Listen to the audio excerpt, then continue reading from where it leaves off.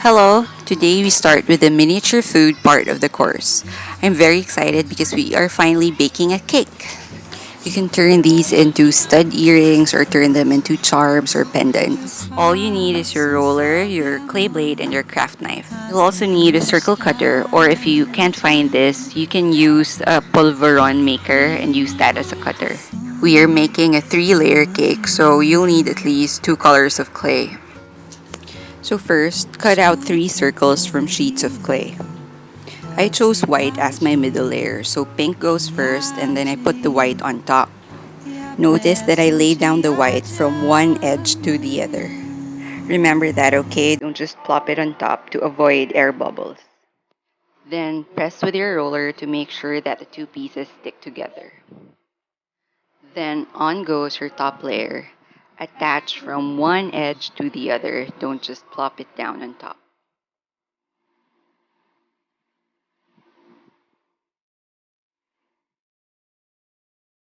Okay, now check if the edges are aligned. If not, roll the cake on your tile.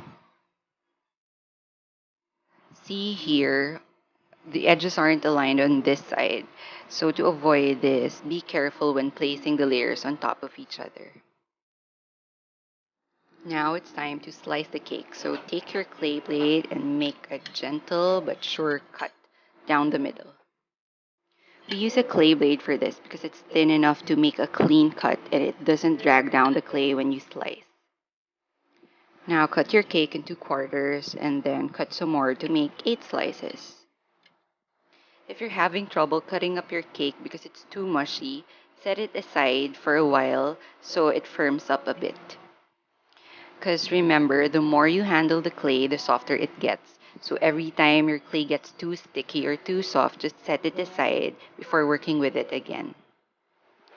Okay, after cutting up your cake, it's time to turn the slices into charms. We do this before adding any decoration on top. Remember the zigzag pin we did for the heart project? We'll do that again here, but we'll use an eye pin. It's a pin with a loop on top, and then just make a single zigzag.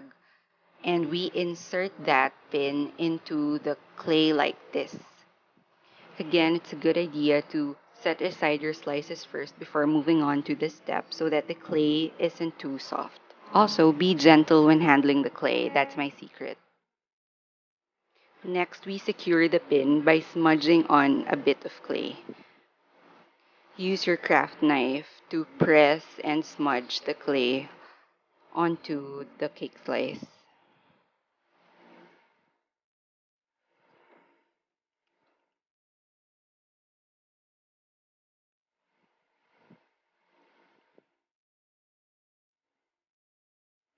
Now we're ready for the decoration. Roll a single petal like the petal number 1 of the rose project. And then we cut off the lower part so that we get a flat bud.